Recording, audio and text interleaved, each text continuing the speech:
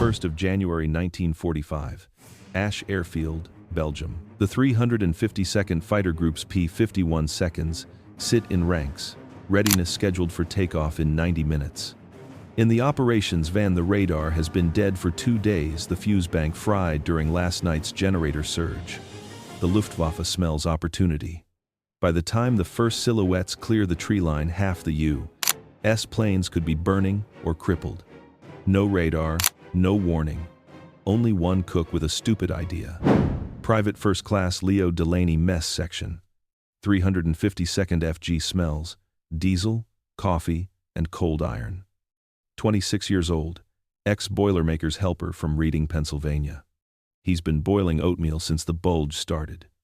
He also listens. That's the habit that gets him teased and then saves an airfield. In December, he noticed something dumb, then impossible, then unavoidable. When German night raiders crossed the Meuse, the big chow boiler on its steel drum stand would shiver before the sentries heard engines. Not chatter low, rolling tremors that raised symmetric ripples on the water. No one believed him until the radar died. At 8:10, Delaney drags a clean stockpot 10 gallons onto an empty 55-gallon fuel drum outside the mess tent. Drum upright on frozen ground, pot half filled with water, lid resting loose to rattle. He lights nothing. He listens. The drum makes a coupling, he says when Sergeant Mike Red Mallon from the 487th Fighter Squadron cracks a joke. You get vibrations in the dirt. They go up the barrel, into the pot. Low stuff, before you can hear it in the air. Mallon calls it the stupidest early warning system he's ever seen. Delaney doesn't argue. He just stares at the water. 8 hours 11 minutes and 15 seconds. The surface is glass. 15 seconds later, a ring appears, then another, concentric, faint as a breath. 30 seconds. The loose lid ticks against the rim, irregular at first, then steady. Tick, tick, tick. Delaney's chest goes tight. He's learned the lag. Ripples first, lid next, then sound. Roughly 40 seconds on hard frost. He bolts for the ops van, skids on ice, slams the door. Raid inbound. Low, east. The duty lieutenant curses about radar being down. Delaney points at the clock. 35 seconds. He's not guessing. He's timed it all week, night patrols, distant columns, a Ju-88 that never reached them. The lieutenant hesitates 2 beats too long. Delaney doesn't wait. He sprints to the line shack, kicks it open, and yells the only words that matter. Scramble. Low raid, east. It is not his job. It is not his place. It is, right now, the difference between aluminum targets and fighters in the air. Crew chiefs on the 487th ramp don't argue. They've buried friends since Christmas. They spin props by hand, bark to life, Packard Merlins, throw chocks. The field siren finally wails late, but the sound ripples down the PSP like a whip crack. 8 hours, 12 minutes, and 5 seconds. First engines in the pattern liftoff, Captain Hutch Gardner. 487th FS. Wheels up, flaps 10 degrees, no warm-up. Behind him, 2 more blue noses leap the fence. Gunners on the half-tracks rack their 50 seconds and sweep the tree line. The first distant growl reaches ears faint, rolling, wrong direction for friendly birds. Ground huggers. 5 seconds later, Delaney's pot is dancing now, lid rattling like teeth, water quivering a tight, fast tremolo. He points. 10 seconds. Mallon's jaw goes slack. He slams the mess tent breaker, killing light so the field looks dead from the treetops. 15 seconds. W-190 seconds burst over the eastern hedgerow. Black crosses a blur, cowl guns flickering. They expected parked Mustangs, lazy gunners, empty revetments. Instead, they fly into a storm. 3P-51 seconds already wheels up, 4 more rolling. 50 caliber tracers lacing the approach, gunners awake and angry. The first German overshoots, hauls up, takes a burst through the wing route, cartwheels into the field beyond the perimeter track. 40 seconds. That's all Delaney bought with a stupid pot trick. enough to man guns, light off Merlins, and turn Y-29 from a slaughterhouse into a knife fight. The radar is still dead. The warning came from a cook who knew how steel carries a hum, and water tells the truth. 8:14 a.m. The attack on Y-29 is full chaos. FV 190 seconds and BF 109 seconds. Diving out of the low morning haze, 20mm cannons ripping through fuel trucks and tents. But the Mustangs are already airborne. 6 blue-nosed P-51 seconds from the 487th Fighter Squadron climb through the dust and exhaust, wheels still half retracted, cutting across the enemy's ingress path. The stupid pot trick just changed the outcome of the Luftwaffe's New Year offensive. The base radar is a cold, dead box in the operations van. The SCR-584 techs are trying to coax life from a cracked tube, but the dish might as well be a scarecrow. The only early warning came from Private First Class Leo Delaney and 10 gallons of water shaking on a fuel drum. The improbable part isn't that it worked, it's that it worked precisely. 40 seconds, from first ripple to audible engine noise. That morning, while tracers carve the sky, nobody knows that Leo has been timing those vibrations for days. It started a week earlier, December 25th. The 352nd had taken repeated night harassment raids from single Jew, 88 seconds, low-flying, bombing fuel stores, strafing tents. Radar picked them up too late to scramble interceptors. The ground-based acoustic locators' old passive horns were useless under cloud cover. Delaney noticed it first when a pot of coffee trembled on the stove 10 minutes before one of those night attacks. He thought it was a truck convoy at first, but the pattern was too smooth, too low, too rhythmic. He put his ear to the side of the mess drum and felt a faint, bone-deep vibration. The next day, he ran a crude test, filled 2 pots, set them on different surfaces, wood, soil, metal, then had a jeep idle 50 yards away. Only the one on the metal barrel showed consistent ripples. Metal, he realized, transmitted ground vibration better than the earth itself. He remembered his father's trade at the Reading Steel Works. Every machine had a tone. Before it broke a hum you could feel through the floor. The war just gave him a bigger machine to listen to. By December 29th, the pattern was consistent. Bombers at altitude didn't register, but low-level aircraft, the W-190 seconds and Me-109 seconds of the Jagdgeschwader, made the ground sing before sound carried. The frozen soil amplified those low frequencies, turning the pot into a crude seismograph. Leo didn't call it science. He just said, "The pot shivers before the sky growls." He told the duty officer once. Got laughed out of the shack. "You gonna boil soup till the Germans turn back?" The radar operators called it Delaney's divining pot.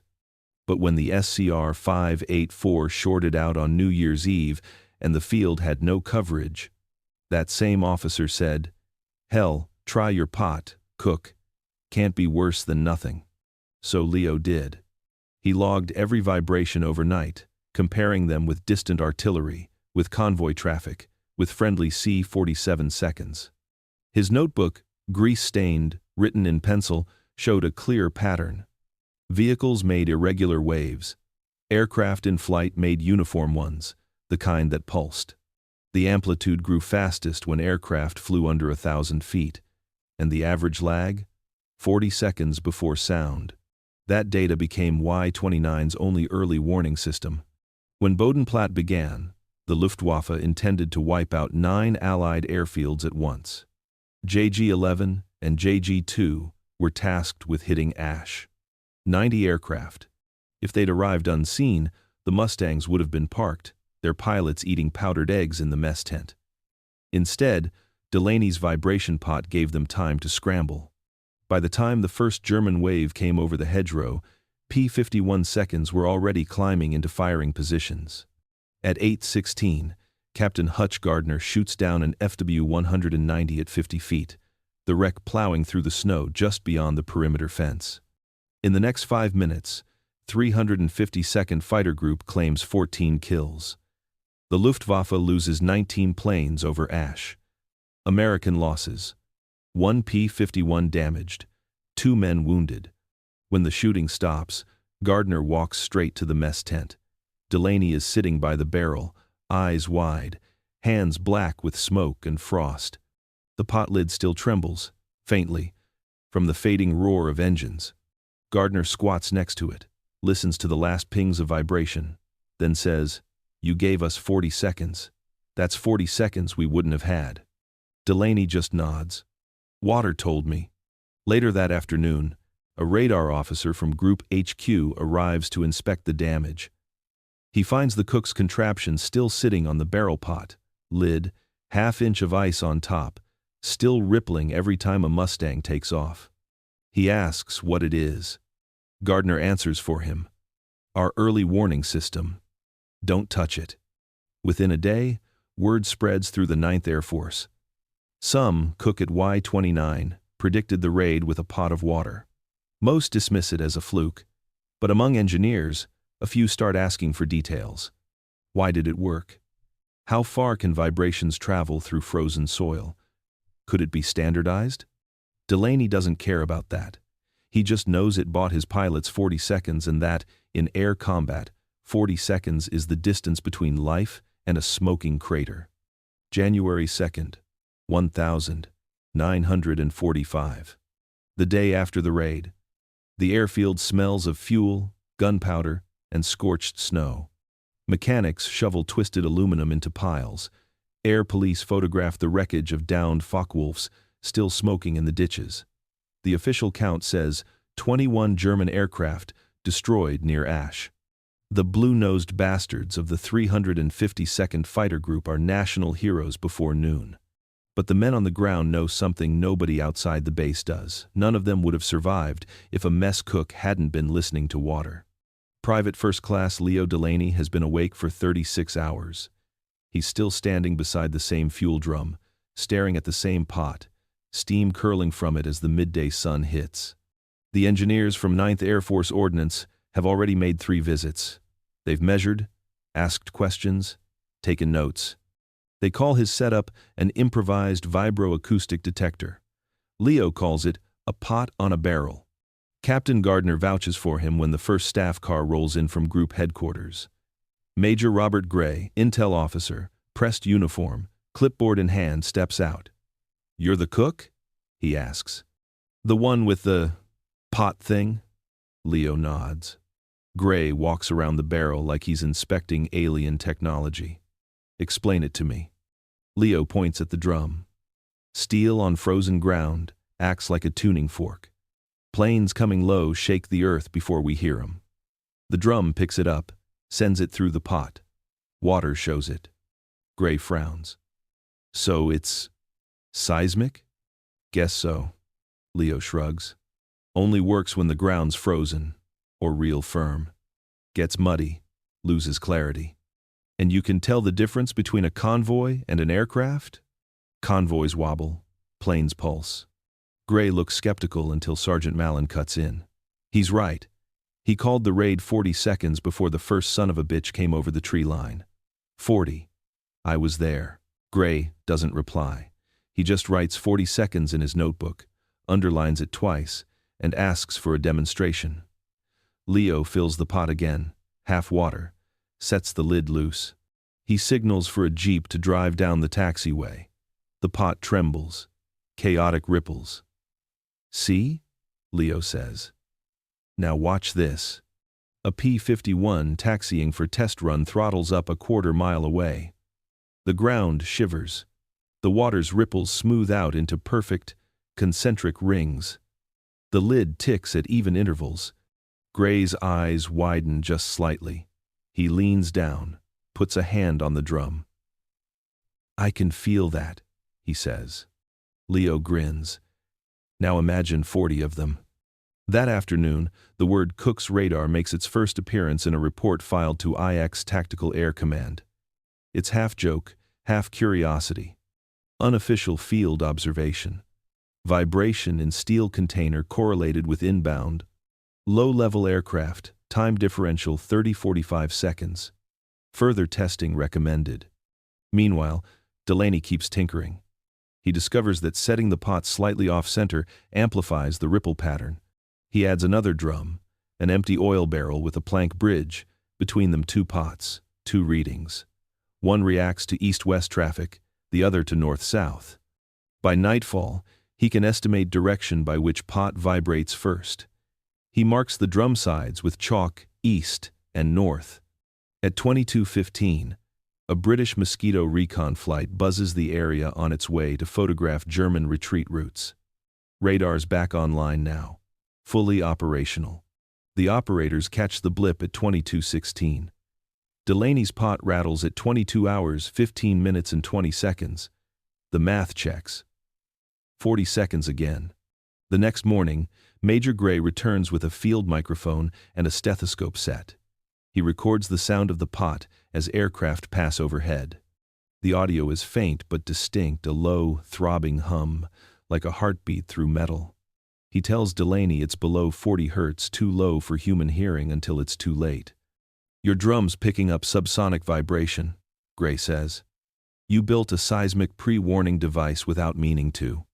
Leo scratches his head. "I just didn't want to get bombed making eggs." Word spreads across the IX Air Service Command, first at Le Culot, then Florennes, then Street Trond. Airfields start setting up their own Delaney rigs, fuel drums under mess pots, sometimes wash basins, sometimes rain barrels. Some fail, some don't. The ones on frozen soil work perfectly. Mechanics start betting cigarettes on whether the cook's rig will rattle before the radar blips. At Florennes, it beats the radar twice. Within a week, Delaney's stupid trick has turned into an unofficial network of vibration sentinels. Cooks, mechanics, radio men, anyone with water and metal starts listening. The 9th Air Force begins calling it acoustic pre-detection.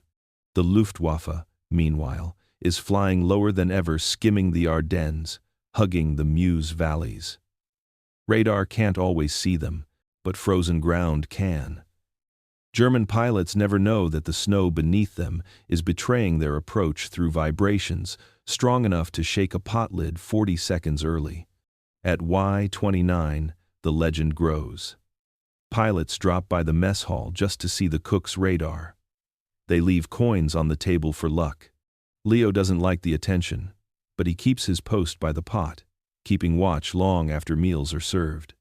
On January 4th, at 3:42 a.m., the lid ticks again, 3 sharp taps in the silence. Leo's face goes pale. "Raid," he says. And this time, the radar confirms it. 40 seconds later, the scope lights up. Enemy inbound. Nobody laughs anymore.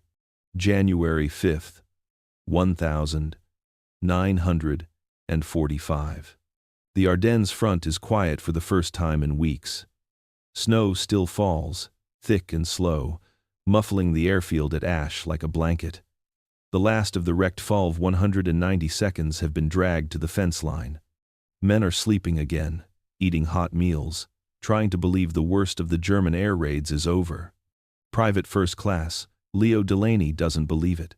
He's sitting beside his 2-drum cook's radar, cigarette dangling from his lip, watching the faint, concentric ripples dance across a sheet of ice forming on the surface of the pot. The engineers think the device works only in frozen ground. Leo knows better. It works because the Earth listens when men don't. The weather station officer, Lieutenant Paul Devers, walks up with a clipboard, says the pressure's dropping, another front coming in from Aachen. Leo nods but doesn't look away from the pot. "Low air pressure," he mutters, makes it hum longer. Devers blinks. "What hum?" Leo taps the side of the drum. "That one." At 7:52, while the rest of the airfield sips coffee, the pot's lid shivers once. Then again. Not constant, not wind. Sharp, percussive, measured. Delaney counts seconds between ticks 1, 2, 3. Too regular for trucks, too distant for artillery. His pulse jumps. He runs to the ops van. "Inbound," he says, breath clouding in the cold. "Low. South.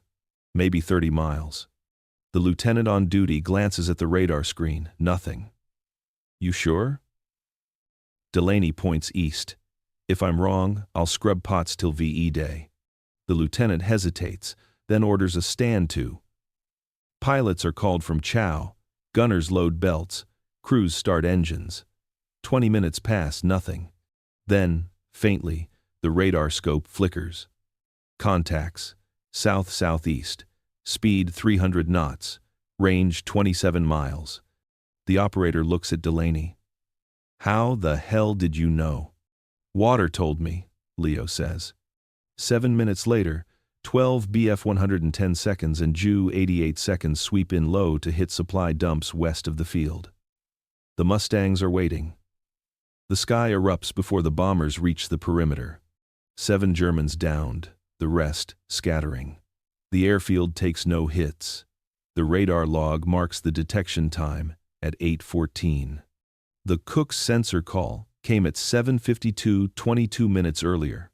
That's the moment higher command starts paying attention.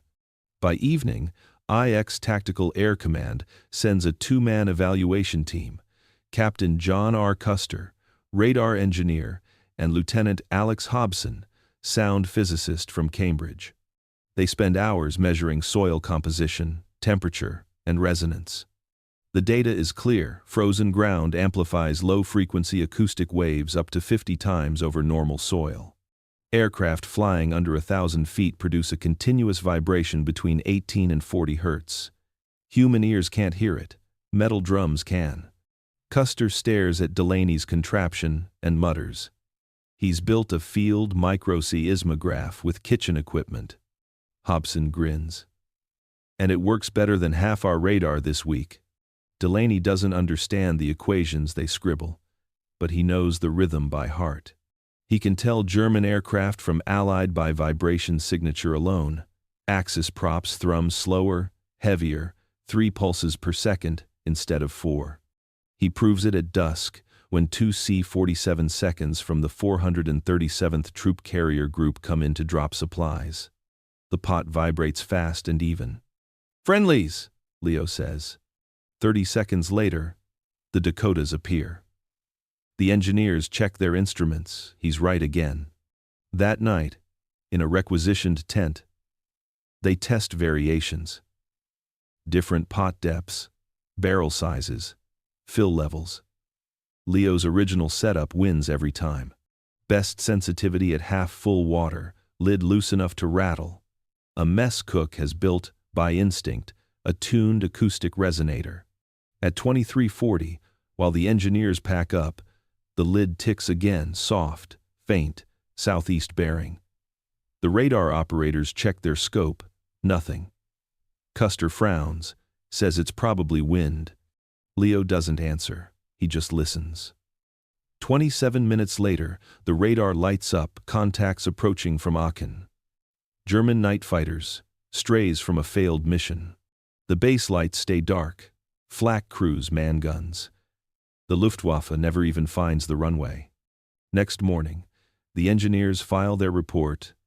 Delaney vibration detector unorthodox, field-proven, reliable in frozen terrain. Provides 30-45 second pre-detection for low-level aircraft. General Hoyt Vandenberg, commanding IX Tactical Air Command, reads it at HQ and underlines 2 words, field-proven. He orders prototypes distributed to 3 more airfields, Florennes, Street, Trond, and Ofoven, for comparison testing. The memo ends with a single sentence. If this Cook's invention buys even 30 seconds, it's worth 50 radar sets. By January 10th, the Delaney pot is part of base procedure. 2 drums are placed beside every mess hall, manned by cooks and clerks, not radar men. The operators call it the kitchen watch. Pilots start joking that their early warning system smells like stew, but they check with the cooks before every patrol. When the pot's calm, they relax. When it ripples, they run. The Luftwaffe never figures it out. German pilots flying over Belgium in January 1945 write in diaries about Allied gunners seeming to always be ready, even when radar stations were known to be destroyed. They suspect captured radar trucks, hidden observers, or coded radio intercepts. Nobody suspects a cook with a water pot. By the end of January, the 352nd hasn't lost a single aircraft on the ground. Every attack, day or night, meets fire before bombs drop. The radar logs show early alerts up to 45 seconds faster than the official system. And in every one of those cases, somewhere near the mess tent, Private First Class Leo Delaney is standing beside his barrel, watching ripples whisper across the water and saying, "They're coming." January 20th, 1945. Snow still covers Asch airfield in a hard white crust. The Ardennes offensive has collapsed. But the Luftwaffe hasn't given up its last weapon surprise. Night intruders. Stray Jew, 88 seconds, and he 111 seconds cross the lines every evening, hoping to catch supply convoys or fuel dumps alight.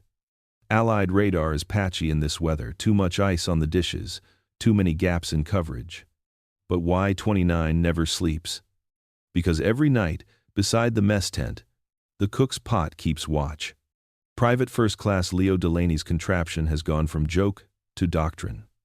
The Delaney detector, as it's now listed on internal memos, sits in more than a dozen airfields from Belgium to Luxembourg. Every site builds its own version, sometimes using mess pots, sometimes ammo boxes filled with water, sometimes even fuel drums half buried in permafrost. Everyone reports the same pattern: